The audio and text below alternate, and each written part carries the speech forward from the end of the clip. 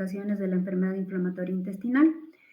Como una de las últimas complicaciones de las que les quiero hablar es acerca de la displasia. Bueno, la displasia en el contexto de la enfermedad inflamatoria,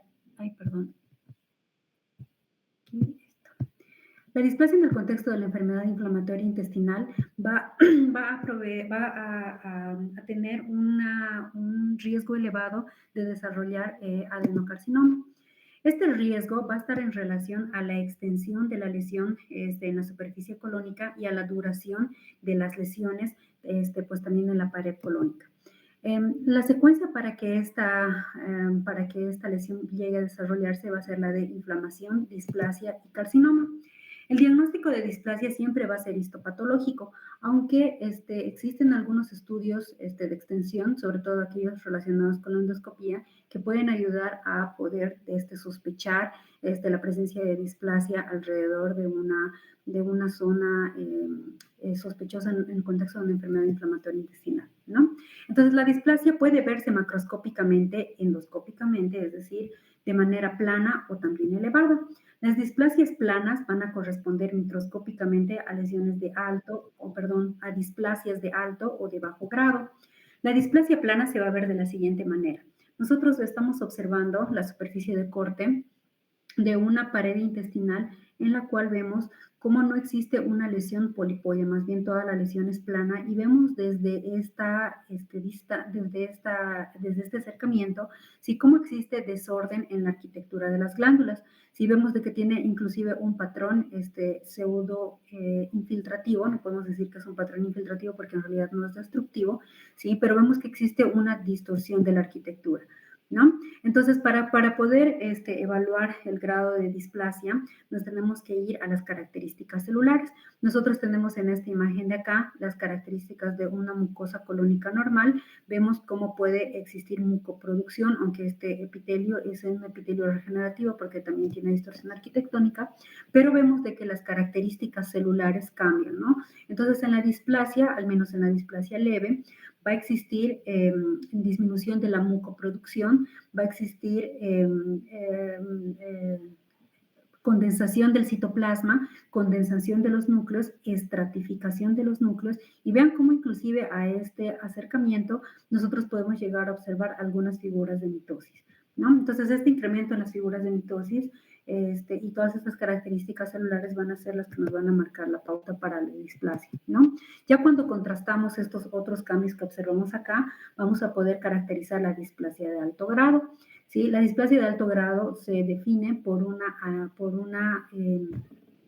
alteración más marcada de todos los hallazgos que previamente les he comentado. Vean cómo acá hay más estratificación, ¿sí? Aquí hay más hipercromasia, vean la irregularidad de los núcleos, e inclusive en esta célula se observa una figura de mitosis atípica multipolar, ¿no? Entonces, esta es una zona de displasia de alto grado que puede perfectamente observarse en el contexto de una enfermedad inflamatoria intestinal.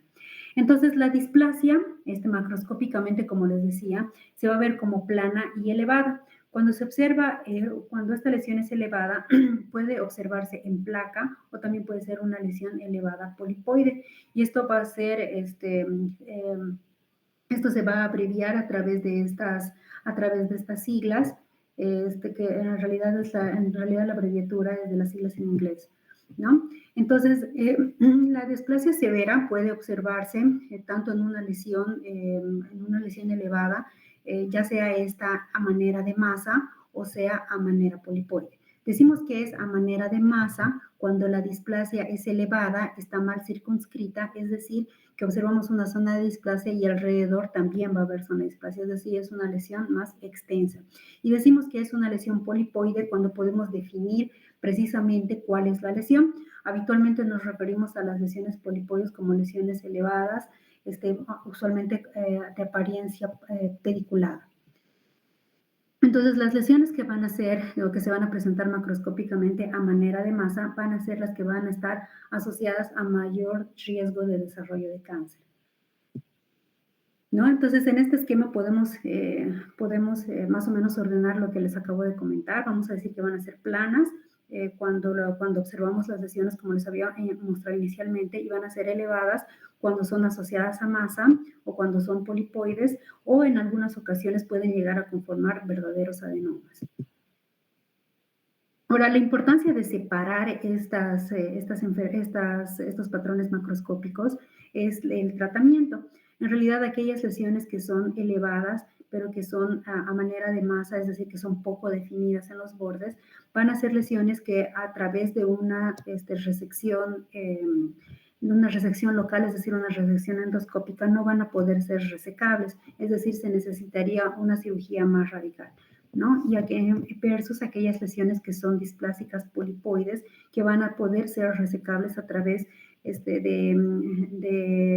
técnicas un poco menos invasivas, como por ejemplo realizar una polipectomía o una resección endoscópica. Entonces, como les iba diciendo, el tratamiento pues va a depender del tipo de displasia. Este más o menos es un esquema de cómo podría ser el manejo de los tipos de displasia encontrada alrededor de una enfermedad inflamatoria intestinal. ¿Sí? Aunque ustedes no lo pensaran, aquellas lesiones que son planas van a ser más complicadas de poder tratar debido a que son lesiones que en muchas ocasiones no van a ser visibles, sino más bien van a ser sospechosas y que van a ser diagnosticadas a través de un estudio microscópico. Entonces, estas lesiones planas, pues naturalmente se van a dividir en lesiones de bajo y de alto grado, y aquellas lesiones que tienen una displasia de bajo grado usualmente se van hacia la vigilancia, y solamente cuando se presentan planas con alto grado o cuando progresa una displasia de bajo grado hacia una de alto grado, entonces recién se presta para hacer una resección un poco más amplia, ¿no? Aquellas lesiones que son visibles por endoscopía, si van a ser lesiones que van a ser sujetas a la resecabilidad, igualmente dependiendo de cómo se presenten, ya sean de bajo o de alto grado, aquellas lesiones mal circunscritas van a ser mejor hacerles una resección más amplia para poder garantizar la curación, versus aquellas lesiones que son polipoides, que se pueden hacer una polipectomía endoscópica o inclusive cuando tienen displasia de bajo grado todavía se puede ir hacia la vigilancia. Entonces vean cómo es de importante poder clasificar estas lesiones tanto desde la macroscopía como también desde la microscopía, ya que estas van a marcar la pauta terapéutica, ¿no? Entonces acá tenemos algunos ejemplos microscópicos. Vemos cómo esta es una lesión en masa asociada a displasia, es decir, es una lesión poco circunscrita. Vean cómo esta que nosotros podríamos pensar que es la lesión polipoide, pero en el tejido adyacente también presenta datos de displasia, y es algo que nosotros podemos ver desde este acercamiento porque observamos cambios citoarquitecturales que en el acercamiento pues nos reflejan displasia de al menos bajo grado, versus las lesiones polipoides, que son lesiones bien definidas, incluso hasta podríamos decir que son lesiones pediculadas, en las cuales pues podemos identificar fácilmente la displasia, en este caso displasia de bajo grado, ¿no? Entonces, con esto terminaríamos lo que es enfermedad inflamatoria intestinal y pasaríamos a lo que son las lesiones precursoras de cáncer, ¿no? Entonces, vamos a empezar con lo que son los pólipos, en este caso gastrointestinales, ¿no? Entonces, vamos a definir a un pólipo como cualquier lesión que es una lesión excrescente hacia la luz o hacia una superficie. Es decir, podemos hablar, qué sé yo, de pólipos de piel, de pólipos del tracto respiratorio, y en este caso vamos a hablar de pólipos del tracto gastrointestinal, ¿no? Entonces, en realidad, el término pólipo va a hacer referencia a una lesión exofítica, sí, que extruye algo hacia una superficie, ¿no? Entonces, los pólipos se van a clasificar con base en su morfología como pólipos que tienen un pedículo, pólipos sésiles que tienen una base ancha, y en algunas ocasiones también pólipos, entre comillas, que son planos, ¿no? Ahorita les explico cómo van estos. Ahora, yo les voy a hacer referencia a este cuadrito en relación a los pólipos gastrointestinales en general. Ya sé que ustedes ya han visto los pólipos gástricos y los pólipos del tracto intestinal superior. Los han visto de seguro cuando estaban viendo la unidad o el segmento de estómago. De esos ya no vamos a hablar, pero nos vamos a adentrar un poco en lo que son los pólipos del colon, ¿no? Entonces, para poder hacer una división adecuada, macroscópicamente ya les había dicho que se refieren a eso, pero microscópicamente los pólipos pueden ser lesiones que pueden tener un componente predominantemente epitelial o pueden tener un componente predominantemente no epitelial, es decir, del estroma, es decir, de las capas más profundas que no necesariamente son el epitelio. Las lesiones epiteliales, a su vez, se van a dividir en aquellas lesiones que presentan displasias y aquellas que no. En su libro se refieren a aquellas lesiones que presentan, les denominan pólipos neoplásicos y pólipos no neoplásicos, ¿no?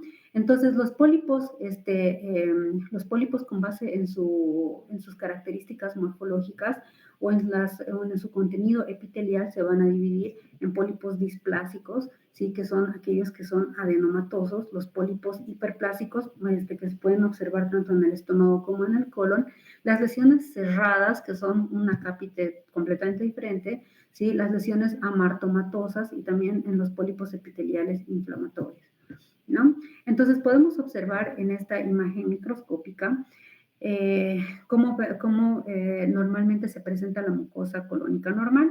Nuevamente vemos cómo se disponen las células, vemos que no están apretadas entre sí, que tienen una moderada cantidad de citoplasma, que no es condensado, versus la verdadera displasia donde vemos de que existe estratificación entre los núcleos, pérdida de la producción de mucina y es fácil encontrar figuras de mitosis como la que estamos observando acá o acá, ¿no? Entonces, así es como definimos la displasia, como un cambio citoarquitectural, como una alteración en la maduración de las células con características de pérdida de la polaridad y pérdida de la arquitectura celular, ¿no? Entonces, las displasias las vamos a clasificar en displasias de bajo y de alto grado, dependiendo de cómo se presenten, ¿no? Entonces, la displasia de bajo grado va a ser como anteriormente se les he mostrado, y la displasia de alto grado va a ser una intensificación de estos hallazgos, ¿sí? En la displasia de alto grado va a ser mucho más fácil encontrar nucleolos prominentes. Fíjense cómo la citoarquitectura se va a ver verdaderamente muy alterada y va a ser mucho más sencillo encontrar figuras de mitosis y en algunos casos se encuentra figuras de mitosis atípicas, ¿no? Entonces, esta es la displasia de bajo grado o displasia adenomatosa que caracteriza a este tipo de pólipos, ¿no? Y esta es la displasia de alto grado. La displasia de alto grado o también denominada carcinoma in situ, fíjense cómo el término básicamente puede virar entre uno y otro, es sinónimo. Realmente en el tracto gastrointestinal no ocupamos de manera general el término carcinoma in situ, sino el de displasia de alto grado, ¿no? Aquí estos son algunos ejemplos histológicos de cómo se observa la displasia de bajo grado versus cómo se observa la displasia de alto grado. Vean cómo las alteraciones histológicas son muy evidentes en la displasia de alto grado, ¿no? Nuevamente, estas son otras alteraciones. Si fíjense cómo en la displasia de alto grado, inclusive es muy fácil observar las alteraciones no solamente celulares, sino también arquitecturales. Vean cómo las glándulas comienzan a fusionarse entre sí y eso es un cambio muy frecuente en la displasia de alto grado, ¿no? Inclusive se pueden observar como acá figuras de mitosis atípica, ¿no? Entonces, esto correspondía a lo que es el desarrollo anterior, o sea, antes los adenomas se dividían en displasias de bajo grado, de moderado y de alto grado. Ahora se prefiere la clasificación dual, en la que solamente hablamos de bajo y de alto grado. Sin embargo, aquí se las presento a modo de mostrarles cómo es el modelo de la carcinogénesis a través del desarrollo de un adenoma convencional, ¿no? Entonces observamos un adenoma temprano y vemos que entre las mutaciones iniciales, uno de los primeros pasos, sí, va a ser la mutación, va a ser la pérdida o mutación del gen de la APC y posterior a esta va a ser la inactivación de un alelo normal del gen de la APC y posteriormente a esta la mutación del gen de la beta-catenina, ¿no? Entonces, el resto de los pasos que siguen desde la formación, desde el adenoma temprano, es decir, con displasia de bajo grado, van a ser de la mutación de KRAS, de SMAD2 y 4, y finalmente hasta la formación de displasia de alto grado con la mutación completa del gen P53 hasta la conformación del carcinoma invasor. Entonces, ven que esta es la vía de carcinogénesis regular de un adenoma convencional en la cual la vía de la APC beta-catenina es la que está principalmente afectada, ¿no? Entonces, como les iba diciendo, esta displasia, o la displasia que se observa en este tipo de lesiones, puede ser una displasia polipoide o también una displasia plana. Las displasias planas hemos observado algunos ejemplos cuando estábamos llevando el tema de esófago o el tema de gastritis. No sé si ustedes recuerdan, decíamos, el esófago de Barrett es una metaplasia de tipo intestinal en este caso y puede o no puede tener displasia, ¿no? Entonces ese, por ejemplo, es un ejemplo de displasia de tipo plana. Dentro de las gastritis, también decíamos, las gastritis atróficas pueden evolucionar a atrofia, metaplasia, displasia, y ese es otro ejemplo de displasia plana. También estábamos hablando en la enfermedad inflamatoria intestinal hace algunos minutos atrás, en los cuales también les decía, existe una displasia plana, ¿no? Entonces, este tipo de displasias planas, ¿sí?, que no necesariamente están en el contexto de un pólipo, también llegan a presentarse en el tracto gastrointestinal, y esta también va a ser una de las vías, al igual que las lesiones polipoides, hasta el desarrollo de carcinoma, que es lo que la clase siguiente, que es lo que vamos a hablar en la clase siguiente, ¿no? Los pólipos displásicos o adenomatosos, entonces, van a dividirse según su arquitectura en tubular, velloso, túbulo velloso, cuando estos son mixtos, es decir, cuando existe una arquitectura equilibrada entre tubular y velloso en el mismo adenoma, o como les comentaba, en el contexto de una lesión plana o intracríptica, ¿no?, que también puede llegar a observarse inclusive dentro de los contextos de los síndromes familiares, ¿no? Entonces, los pólipos displásicos, según a su patrón de crecimiento, van a tener esta arquitectura tubular, es decir, que pueden conformar túbulos o formaciones glandulares irregulares. Las formaciones vellosas habitualmente van a ser lesiones sésiles de base ancha y que van a tener estas prolongaciones digitiformes. Las lesiones túbulo-vellosas van a tener ambos componentes equilibrados, y las lesiones planas pues van a ser dentro de la superficie mucosa, ¿no? Entonces, este sería el prototipo de un adenoma tubular, y vean cómo en este montaje y en esta imagen macroscópica vemos el pedículo de base ancha y la lesión adenomatosa, que en realidad corresponde a la cabecita de esta lesión, ¿no? Entonces, este es el fotomontaje donde nuevamente observamos el pedículo, que habitualmente no tiene displasia, ¿sí?, y la superficie que sí la tiene. ¿Sí? Entonces, en el acercamiento estamos observando los datos de displasia de bajo grado en este adenoma tubular. Ya en el acercamiento podemos observar cómo efectivamente existe pérdida de la producción de la mucina, ¿sí?, y esa hipercromasia e irregularidad de los núcleos, ¿no? A diferencia de los adenomas vellosos, estos serían el prototipo de la lesión, sésil, ¿sí? Y vean cómo tiene la base ancha y tiene estas prolongaciones que desde la macroscopía se observan de apariencia vellosa, como dice su nombre, o papilar, o también digitiforme, o como en esta superficie de corte se observa esta lesión. Ahora, habitualmente los adenomas vellosos son lesiones que son extensas, como podemos observar acá. Esta es la superficie de corte de un colon, en el que vemos cómo esta lesión, vean cómo esto de acá, que es el asa intestinal residual, ¿sí? Fíjense cómo la lesión ocupa una gran parte de la lesión, y aún así sigue siendo una lesión precursora, todavía no es adenocarcinoma, y aún así es una lesión bastante extensa, ¿no? Entonces, esta es la forma de presentación de un adenoma velloso, y este es un fotomontaje de la misma lesión, y vean cómo efectivamente tiene esta configuración papilar o a manera digitiforme o de conformación de papilas. Aquí nuevamente se observa una lesión sésil con las mismas características. Aquí nuevamente observamos esa característica arquitectónica vellosa, y vemos en el acercamiento cómo tiene displasia de bajo grado. Sin embargo, habitualmente las lesiones vellosas pueden asociarse con displasia de alto grado, ¿no? En este otro caso estamos observando una lesión vellosa, pero una lesión vellosa pediculada, no es una lesión vellosa sésil como la que les estaba mostrando, porque también puede llegar a presentarse en algunos casos de esa manera, ¿no? El adenoma tubulovelloso es una lesión mixta, en la cual observamos un componente glandular de célula o de formaciones tubulares, como la que veíamos en el adenoma tubular, y también este componente velloso en otra proporción, ¿no? Entonces, el adenoma plano es como dice su nombre. Fíjense cómo prácticamente no eleva o existe una mínima alteración de la mucosa en esta imagen endoscópica, ¿sí? Y en la imagen microscópica, fíjense cómo se continúa con la mucosa colónica y se encuentra la zona de alteración displásica, ¿no? Entonces, este es un acercamiento y este es un acercamiento mayor en la que inclusive en este adenoma plano se observa displasia de alto grado. Eh, bueno, entonces, cómo se relacionan estos pólipos displásicos con la formación de adenocarcinoma?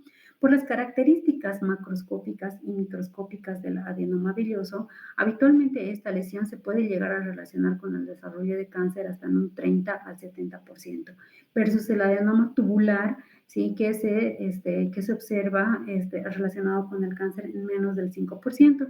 El adenoma tubulovelloso se va a encontrar en un intermedio entre ambos, ¿no? Entonces, en relación a esta presentación relacionada con este carcinoma va a ser el seguimiento también de este tipo de lesiones, ¿no? Entonces, aquellos adenomas vellosos, sí que tengan displasia ya sea de bajo o de alto grado, serán lesiones que tengan que vigilarse o que tengan que intentar resecarse de manera completa para poder estudiarse en su totalidad, ¿sí?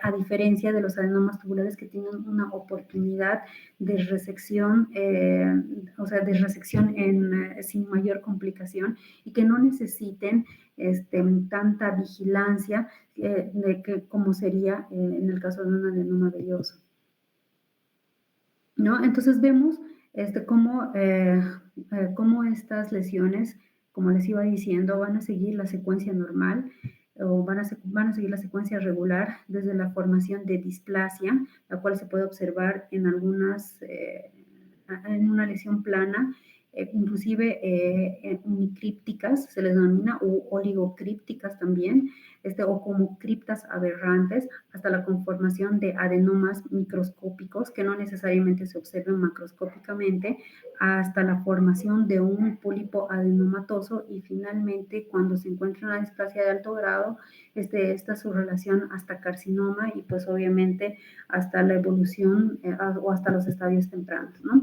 Entonces por ejemplo, es un ejemplo de lo que les decía, este es un adenoma tubular oligocríptico en el cual observamos mucosa colónica que alrededor es normal y vemos como solamente escasas criptas van a presentar displasia. Como les voy a mostrar más adelante, en un contexto sindrómico, este es un fenómeno que es relativamente frecuente, ¿no? Entonces, estos adenomas tubulares oligocrípticos pueden ser un hallazgo incidental en una biopsia por cualquier otra razón, sí, porque habitualmente no son perceptibles endoscópicamente, ¿no? Entonces, el tratamiento adecuado para cualquier tipo de pólipo adenomatoso o cualquier tipo de pólipo en general es pues obviamente la extirpación completa. Nosotros hablamos de la extirpación completa, ¿sí? Cuando cuidamos obviamente el margen de resección, ¿no? Entonces, estos márgenes de resección siempre deben ser considerados por el endoscopista, confirmados por el patólogo, pero esta confirmación de los márgenes negativos solamente va a ser posible cuando el pólipo se reseca en una sola pieza, porque cuando el pólipo se reseca en varias piezas, como por ejemplo sería en el caso de un adenoma velloso, que es una lesión extensa, nosotros no podemos determinar un margen de resección, ¿no? Entonces, precisamente esta es la razón por la cual las lesiones vellosas van a ser lesiones que son un poco diferentes de tratar, ¿no? Entonces, a la hora de trabajar o de procesar, y es más, de emitir el reporte en relación a una lesión polipoide, entonces lo que nosotros tenemos que hacer es identificar el margen de resección, es decir, el pedículo del pólipo. Esta se debe marcar con una tinta, se debe cortar perpendicularmente, se debe examinar e incluir totalmente. Esta es la manera adecuada en la cual se trabaja un pólipo desde el punto de vista de la patología. Fíjense cómo la resección endoscópica, que es esto lo que se pretende, es decir, resecar el pólipo por el pedículo, y esta es la pieza macroscópica que nosotros recibimos. Lo que se hace es fijar cuál es el margen de resección para ver si este margen de resección tiene o no tiene displasia. Lo ideal es que no la tenga, ¿sí? Este es el margen de resección en esta otra imagen, ¿sí? Y básicamente lo que se hace es hacer múltiples cortes perpendiculares al margen de sección, ¿sí? Y lo que se pretende es examinar la totalidad de la muestra para ver si es que se encuentra zonas de displasia de alto o de bajo grado, ¿no? Entonces, cuando no entintamos el margen, de todos modos el margen se puede detectar de manera microscópica, pero pues lo ideal es poder examinar la pieza completa, ¿no? Entonces, este es el margen de sección, por ejemplo, en este caso, y nosotros observamos y examinamos la totalidad de la muestra, ¿no? Entonces, porque estas lesiones, pues como les iba diciendo, habitualmente van a evolucionar desde una displasia leve hasta una displasia grave y pues obviamente hasta llegar a un adenocarcinoma invasor. Entonces, este es un ejemplo de una lesión polipoide, de un pólipo adenomatoso con displasia de alto grado, con displasia de bajo grado. Fíjense cómo en la citoarquitectura nosotros podemos decir fácilmente que tiene displasia de bajo grado, sin embargo, en los diferentes cortes se encuentra este único foco de displasia de alto grado. Esa es la razón por la cual estos pólipos deben observarse o deben examinarse de manera completa, ¿no? Entonces, la otra consideración que tenemos que hacer a la hora de examinar los pólipos es, obviamente, mencionar si es que la polipectomía endoscópica es curativa, ¿sí? Y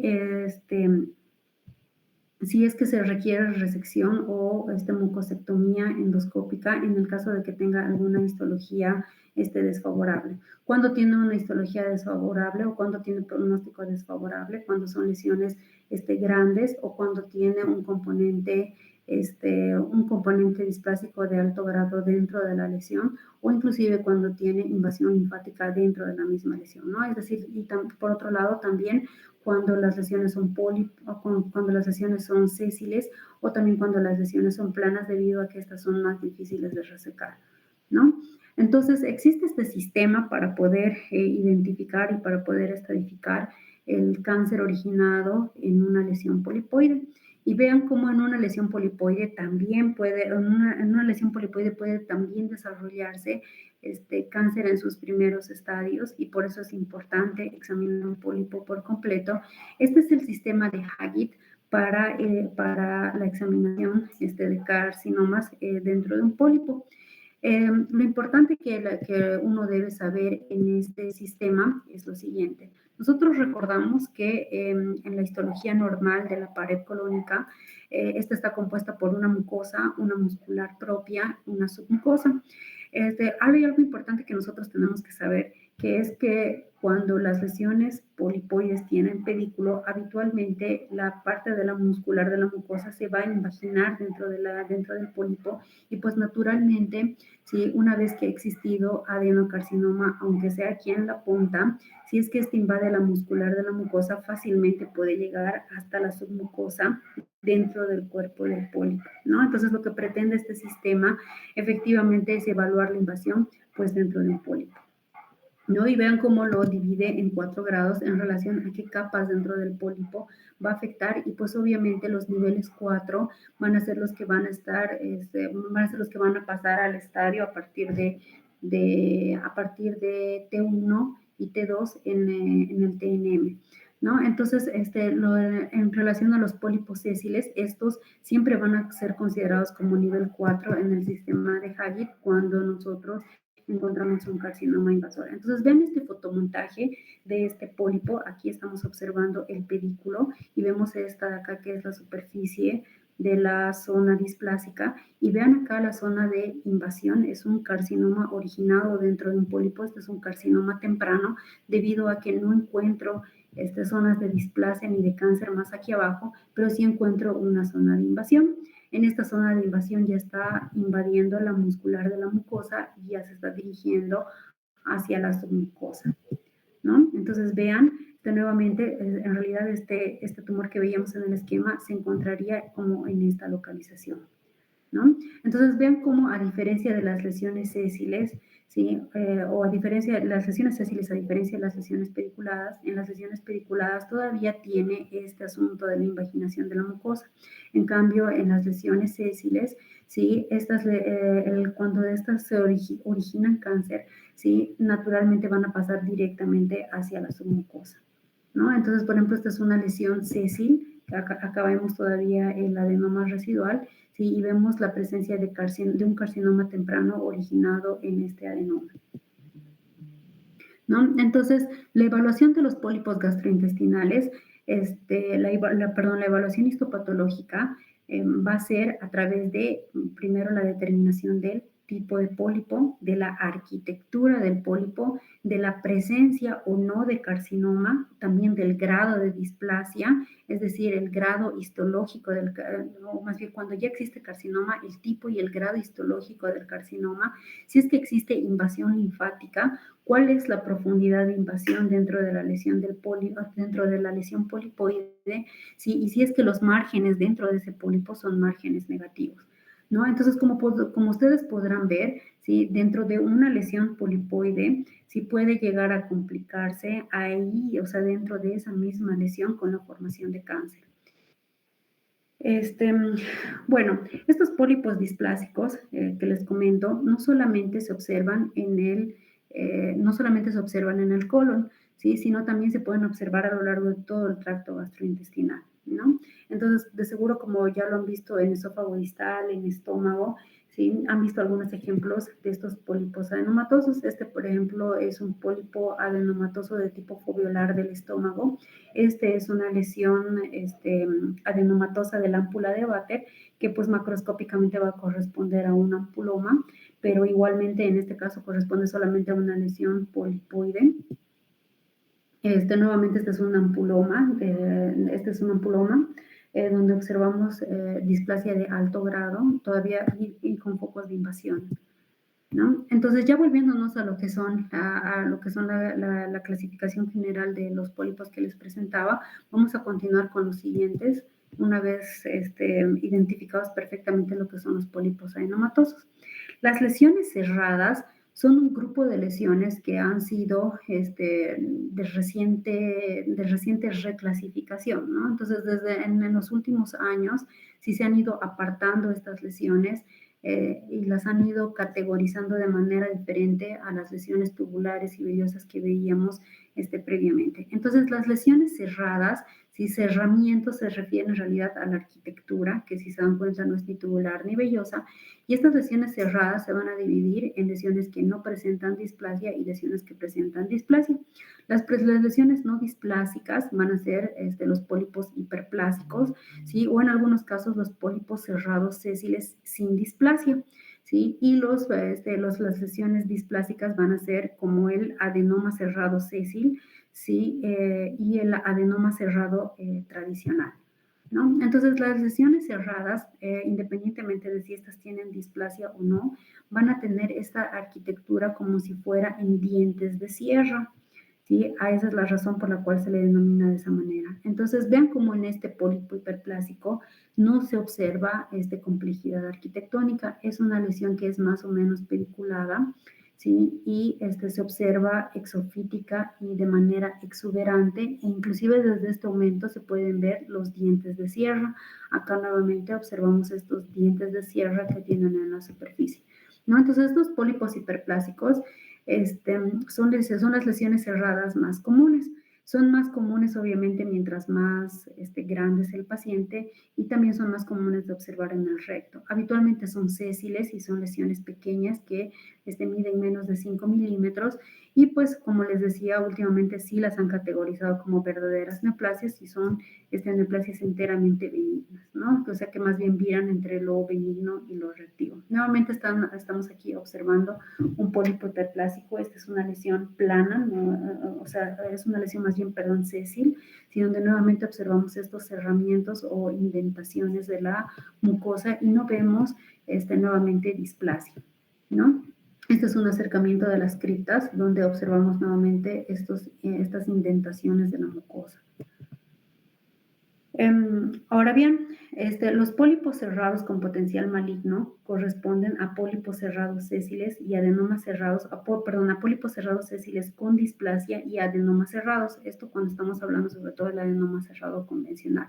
Entonces, los pólipos cerrados sésiles y los adenomas cerrados La mayor, obviamente, casi todos van a ser lesiones sésiles. Lo importante es de que habitualmente son lesiones grandes, es decir, que miden más de 1 centímetro. Habitualmente se localizan en el colon derecho y a diferencia de las lesiones previamente comentadas, que son los pólipos adenomatosos, no siguen la vía de la mutación de la APC betacatenina, sino estos tienen una vía de desarrollo totalmente diferente, ¿no? Entonces también pueden llegar a presentarse en una forma familiar, denominada poliposis hiperplásica, y pues son criterios diagnósticos, arquitectónicamente hablando, el contorno cerrado, la complejidad arquitectónica. Los pólipos cerrados sésiles pueden o no pueden tener displasia, y los adenomas cerrados, obviamente por el término adenoma cerrado por definición, pues van a tener displasia, ¿no? Entonces, fíjense cómo las lesiones cerradas, si son lesiones sésiles y que son bastante extensas, fíjense en esta comparación de medida, cómo esta lesión fácilmente mide 2 centímetros de eje mayor. Estas lesiones cerradas nuevamente van a tener esta arquitectura que tiene un poco de mayor complejidad y van a tener estas indentaciones y también estas extrusiones de la mucosa que van a ser como criptas aberrantes o unicriptas en la superficie de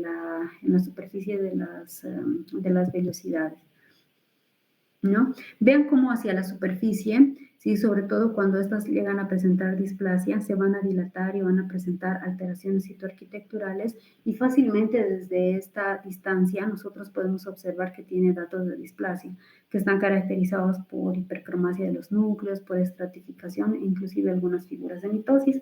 Esto corresponde a una lesión cerrada con focos de displasia. Fíjense cómo toda la lesión no es displásica, solamente tiene un foco de displasia, y en esta zona tiene displasia de alto grado. Vean cómo realmente el grado nuclear cambia en relación a la lesión anterior, ¿no?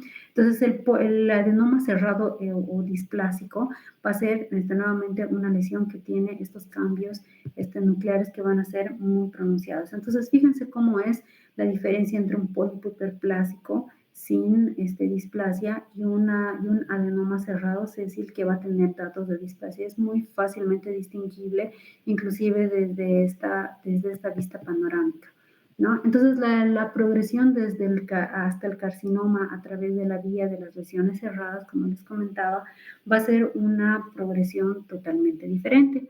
Esta tiene que ver con la inestabilidad de microsatélites. Nosotros sabemos que esto tiene que ver con la vía de la inestabilidad de microsatélites, que tiene que ver con genes de reparación celular. Habitualmente, cuando está viendo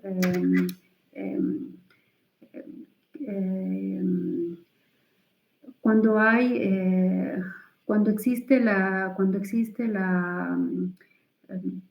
cuando existe la mitosis, cuando existe todas las vías de señalización en relación al ADN, habitualmente existen muchos genes que estabilizan y que reparan cuando existen fallas, ¿sí? Entonces, en la inestabilidad de microsatélites, lo que va a haber es una alteración en estos genes que tienen que ver en la reparación de los genes. Habitualmente los que van a estar afectados van a ser el MSH2, MSH6, PMC2 y el MLH1, ¿sí? Entonces, a través de la alteración de estas vías va a ser la conformación desde el pólipo hiperplásico hasta el adenoma cerrado, y pues obviamente a través de esto un carcinoma con inestabilidad de microsatélites, o en esta misma vía la formación de un adenocarcinoma de características cerradas. Ok, continuando con lo que son el resto de los pólipos, vamos a hablar acerca de los pólipos amartomatosos. Los pólipos amartomatosos, en cuanto a los pólipos amartomatosos, existen de 3 tipos. El pólipo de glándulas fúngicas es uno que ustedes ya han visto en lo que es el capítulo de estómago. Vamos a hablar un poco de lo que son los pólipos de Peutz-Jeghers y los pólipos juveniles. Los pólipos de Peutz-Jeghers los vamos a ver más a detalle cuando estemos viendo los síndromes relacionados con cáncer de colon, y pues vamos a ver los pólipos juveniles o de radiación. Estas lesiones, por ser amartomatosas, son lesiones benignas que habitualmente no presentan displasia y pues que en las cuales se ha visto que está alterada el SMAD4 y el factor de transformación de crecimiento beta. Habitualmente se presentan en recto y normalmente en las primeras décadas de la vida. Cuando estos se presentan en una forma familiar, se va a denominar síndrome de poliposis juvenil. El pólipo juvenil va a tener unas características diferentes al pólipo anematoso, igualmente va a ser una lesión pediculada, pero microscópicamente no va a tener una superficie ni tubular, ni vellosa y mucho menos cerrada, sino va a estar caracterizada usualmente por una superficie ulcerada o erosiva con un amplio estroma inflamatorio y con numerosas formaciones glandulares de diversos calibres. Vemos como aquí se observan algunas que son irregulares, aquí se observan numerosas dilatadas, inclusive áreas de hemorragia y también un componente estromal variado, ¿no? Entonces vemos una proliferación fibroblástica que acompaña a un infiltrado inflamatorio de todos tipos. Entonces es un pólipo amartomatoso debido a que presenta las estructuras que normalmente se encontrarían en la pared colónica, ¿no? Entonces en este otro acercamiento estamos observando en estos otros acercamientos estamos observando el infiltrado inflamatorio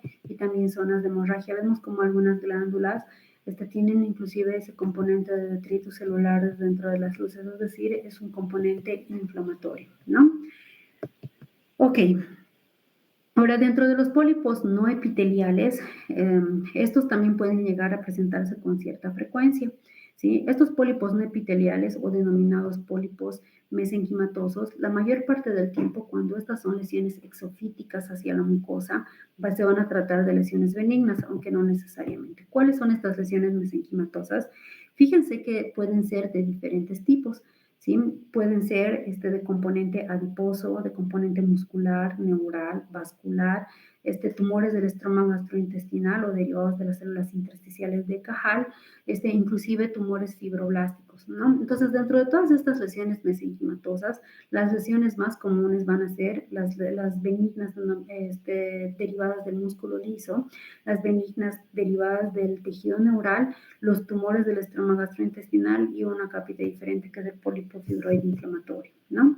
Entonces, como estas son lesiones que habitualmente microscópicamente se observan de apariencia fusocelular, sí vamos a necesitar estudios adicionales para poder clasificarlo, ¿no? Entonces, este es un panel bastante básico acerca de lo que se podría utilizar para poder diferenciar estos pólipos, pero antes de complicarlas con eso, vemos cómo microscópicamente estas lesiones tienen este componente estromal. Fíjense cómo la superficie mucosa es una mucosa pues, prácticamente es normal y vean que la lesión que es exofítica en realidad es a expensas de este tejido mesenquimatoso, ¿no? Entonces este es un leiomioma en el cual estoy observando una proliferación de células fusiformes que lo veo aquí muy fácilmente en este acercamiento, ¿no? Si yo le hago una prueba de inmunohistoquímico, pues obviamente esta va a ser positiva de SMINA, ¿no? Los tumores del estroma gastrointestinal también pueden observarse en unas lesiones polipoides. Fíjense cómo esta de acá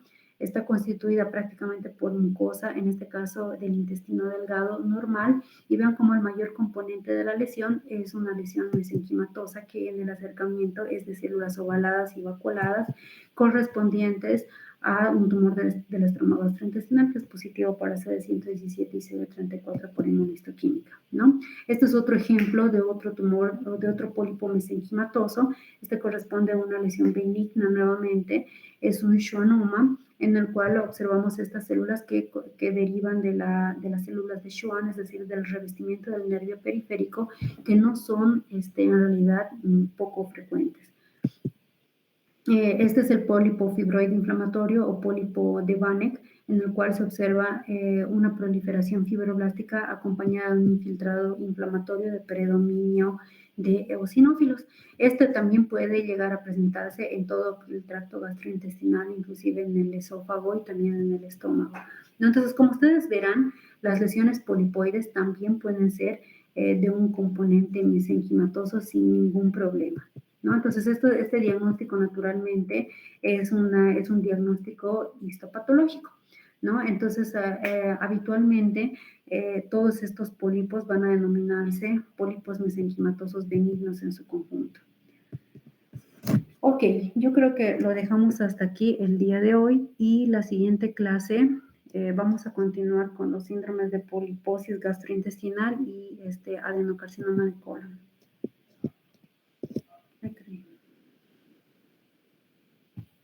Gracias, doctora. Listo, hasta luego. Hasta luego, Gracias, doctora. doctora. Hasta luego.